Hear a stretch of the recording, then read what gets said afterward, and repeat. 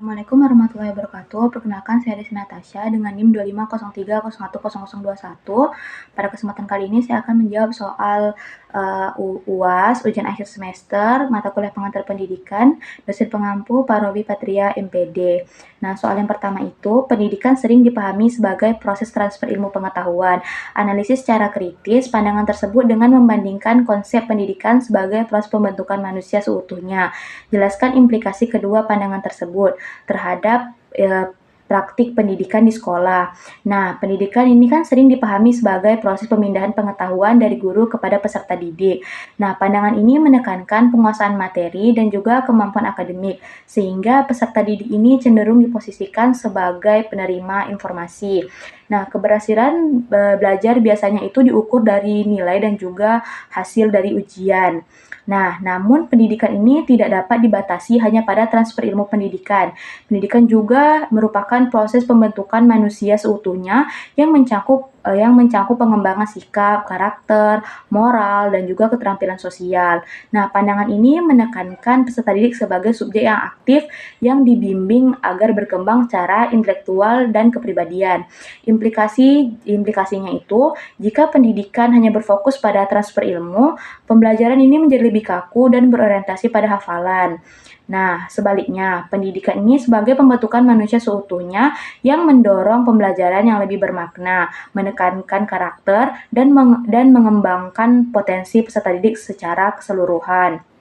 Nah, soal yang kedua itu, tujuan pendidikan nasional tidak selalu selaras dengan praktik pendidikan di lapangan. Analisis faktor-faktor struktural dan kultural yang menyebabkan terjadinya kesenjangan antara tujuan pendidikan nasional dan realitas pendidikan di Indonesia. Nah, jawabannya itu kesenjangan antara tujuan pendidikan nasional dan praktik di lapangan disebabkan oleh faktor struktural dan kultural. Secara struktural, ketimpangan fasilitas pendidikan, kualitas guru, serta kebijakan pendidikan yang belum merata masih menjadi masalah utama terutama di daerah-daerah terpencil yang ada di Indonesia. Nah, secara kultural, masyarakat ini sering memandang pendidikan ini hanya sebagai sarana memperoleh nilai dan ijazah saja. Budaya belajar yang berorientasi pada hasil bukan proses dan menyebabkan nilai-nilai karakter kurang diperhatikan. Contohnya itu sekolah itu lebih berfokus untuk mengejar kelulusan dan nilai ujian ketimbang pembentukan sikap jujur dan bertanggung jawab itu masih menjadi prioritas yang utama. Ketiga, pendidikan merupakan bagian dari sistem sosial. Analisis hubungan antara pendidikan dan perubahan sosial, khususnya bagaimana pendidikan dapat berperan sebagai agen perubahan sosial dan alat reproduksi sosial. Nah, pendidikan ini kan memiliki hubungan yang erat dengan perubahan sosial. Nah, sebagai agen perubahan sosial, pendidikan ini membekali peserta didiknya dengan pengetahuan dan kesadaran untuk memperbaiki kondisi masyarakat. Misalnya itu pendidikan ini mendorong kesadaran akan pentingnya kesetaraan dan juga keadilan sosial. Nah, namun pendidikan ini juga dapat menjadi alat reproduksi sosial. Nah, ketimpangan akses pendidikan menyebabkan kelompok tertentu lebih mudah memperoleh pendidikan yang lebih berkualitas, sehingga perbedaan status sosial terus berulang di Indonesia. Perbedaan kualitas sekolah di kota dan juga di desa menunjukkan fungsi ini masih sering terjadi. Nah, soal yang keempat itu, menurut para ahli, lingkungan pendidikan terdiri dari keluarga, sekolah, dan juga masyarakat. Nah, analisis peran masing-masing lingkungan pendidikan tersebut dalam membentuk karakter peserta didik. Apa yang terjadi jika salah satu lingkungan tersebut tidak berfungsi secara optimal? Nah, keluarga, sekolah, dan masyarakat ini kan merupakan 3 lingkungan utama di dalam pendidikan.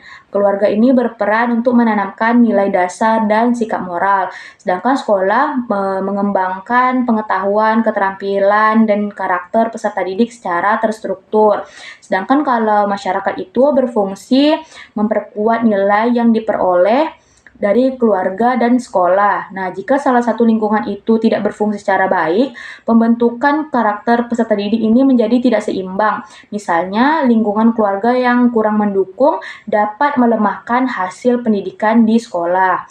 Nah, soal terakhir, nomor 5, kurikulum seringkali mengalami perubahan seiring pergantian kebijakan pemerintah. Analisis dampak perubahan kurikulum yang terlalu sering terhadap guru, peserta didik, dan juga mutu pendidikan secara umum. Nah, perubahan kurikulum ini kan sering terjadi dan berdampak bagi pihak guru, peserta didik, dan juga mutu pendidikan secara umum. Nah, ini kan menjadi beban nih.